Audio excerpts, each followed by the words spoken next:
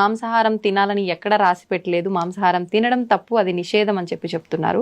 మరి నిజంగా మాంసాహారం తినడం తప్పు అయితే మనకు కొన్ని ప్రాంతాల్లో దేవతలకే బలిచ్చి దాన్ని నైవేద్యంగా నివేదన చేసి తినే ఒక సాంప్రదాయం కూడా కొన్ని ప్రదేశాల్లో ఉంది.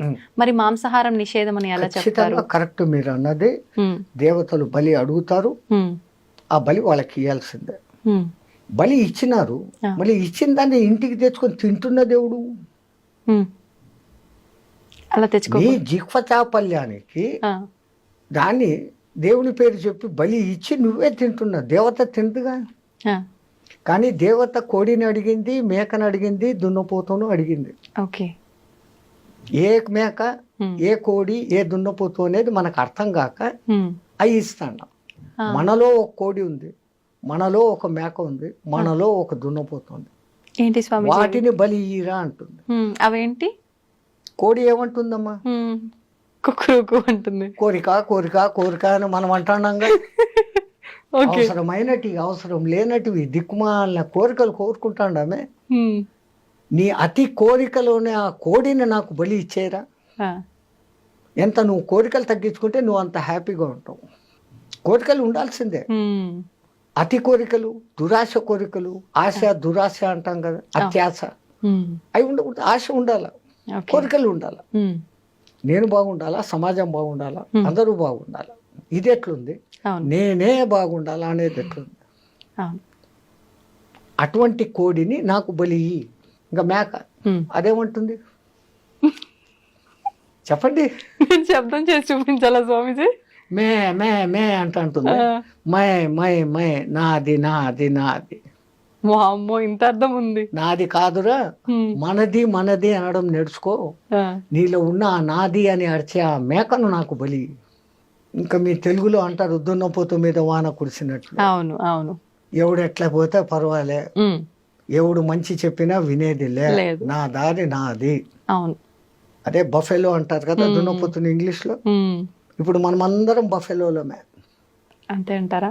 ఎందుకంటే బఫేలోకి పోయి డిన్నర్ చేస్తాం కదా. కరెక్టే కదమ్మా. ఆడ ప్లేట్ ఎత్తుకొని పిచ్చకాడలాగా కూర వేయి, పప్పు వేయి, సాంబారు వేయి అని అడుక్కుంటా తినేది. నిలబడి నడుచుకుంటా తినేది. దున్నపోతులే కదా ఆ పని చేసేది. మనం ఏం చేస్తాం? శుభ్రంగా కూర్చొని ఇంకో పీట ఎత్తుగా వేసి, భోజనానికి ఎత్తు పీట వేసి, మనం చాప మీద కూర్చొని దాన్ని 3 సార్లు సంప్రోక్షణ చేసి దేవునికి అర్పించి ప్రసాదంగా తింటాం. అది తినే పద్ధతి. అన్నం తినేటప్పుడన్నా ప్రశాంతంగా కూర్చోకుండా వాటితో మాటలు, ఈయనతో మాటలు, ఆడొక చెంచా ఈడొక చెంచా, ఏం తిండేది? మాకు టైం లేదు కదా. ఒకసారి అడిగాడు ఒక ఆయన, ఏం నాయనా ఇంత లేటుగా వచ్చినావు? బఫేకి పోయి వస్తున్నావు. అవును, నువ్వు బఫేల్లో పోయి వచ్చినావు, బఫేల్లో అయ్యి వచ్చినావు.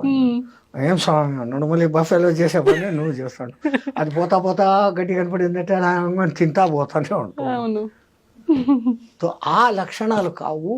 నీలో ఉన్న ఆ అలసత్వము, అవికారత్వము, అటువంటి దున్నపోతు నీలో ఉంది. నువ్వు దున్నపోతు కాదు, మనిషివి. నీలో ఉన్న ఆ దున్నపోతుని మాకు బలి దేవతలు కొడతారు. వాళ్ళు కోరుకున్న అసలు బలి అది. మనం జిహ్వ చాపల్యానికి నోరై మసాలా పక్కింట్లో ఎవడో వండాడు, మనం వండాలి. ఇంకా కొంతమంది వాడి కోడికూర తినాలని ఉంది, ఇంట్లో తినకూడదు అని అన్నారంటే వాడికి ఆ రోజు పూనకం వచ్చేస్తుంది. అమ్మోరు నన్ను అడిగారు 2 కోళ్ళు ఇయ్యి అని.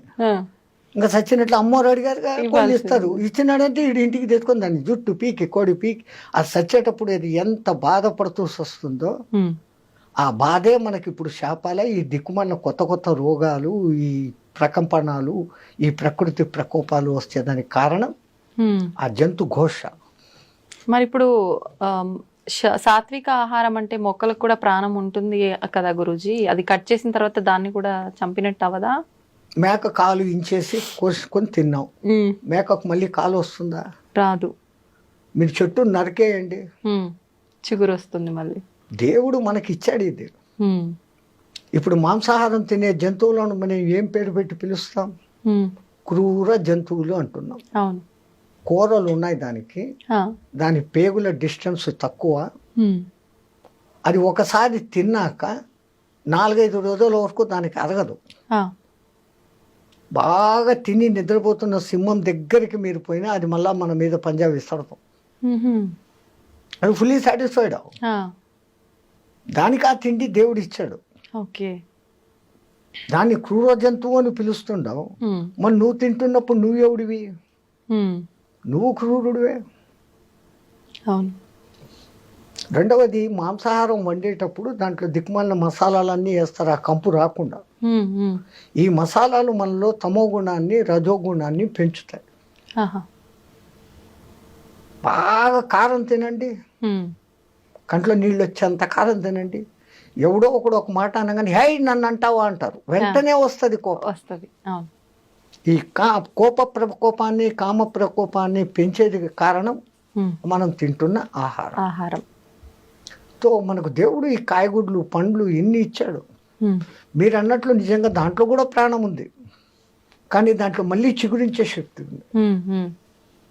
దీంట్లో అట్లా లేదు. అది ఒకసారి చచ్చిపోయింది, ఇంకా మళ్ళీ అది బతకదు అది. అయితే ఇప్పుడు మనం తీసుకునే ఆహార ప్రభావం వల్లే మనకు వచ్చే ఈ ఆరోగ్యానికి సంబంధించిన ఇబ్బందులు అనుకున్నాం కదా స్వామీజీ. మరి ఇప్పుడు చాలా వరకు మనం చేసుకున్న కర్మలను బట్టే మనకు ప్రతిదీ వస్తుంది అంటాం కదా. అంటే కొంతమంది ఎటువంటి ఆహారం తీసుకున్నా కూడా మంచిగా ఉన్న వాళ్ళు ఉంటారు. అన్ని రకాలుగా మంచి పూర్తి హెల్తీ ఫుడ్ తీసుకున్న వాళ్ళు కూడా అనేక రకాల ఇబ్బందులకు గురవుతుంటారు. అది వాళ్ళ కర్మలను బట్టి ఉంటుంది. ఓకే. గత జన్మ